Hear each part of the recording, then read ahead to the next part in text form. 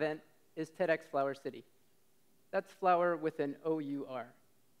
Some of you probably already know this, but the Flower City is a historical nickname for Rochester. It has its origins back in the early 1800s, before grain production really shifted out to the Midwest. Rochester was a major milling center. Grain was grown in the Northeast and turned into flour here. Specifically, it was milled in an area of downtown Rochester known as Brown's Race. It's just north of High Falls on the Genesee River. So that flour was shipped via the Erie Canal to Albany, New York, and then south on the Hudson River down to New York City, where it was turned into bread. But the origins of bread go back way further than that. Wikipedia suggests that the oldest loaves of bread date back about 30,000 years. To put that in perspective, written history begins only about 5,000 years ago. So bread is ancient, and because of that, it's pervasive. You find bread in some form or another in almost every culture around the world. And those loaves of bread are about as diverse as the people who eat them.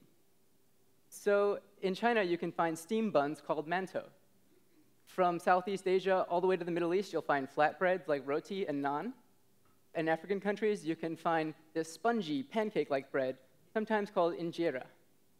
And of course, in the US, we've reached the pinnacle of modern bread with Wonder Bread. So as you can see, I really like to think about bread as a metaphor for the diversity of human culture. All of us might look, smell, taste a little bit different.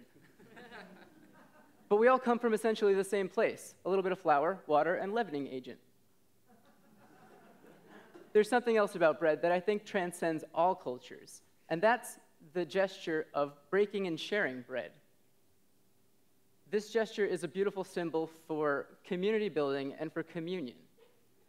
You can communicate across any language barrier with it, and you can really deliver a powerful message.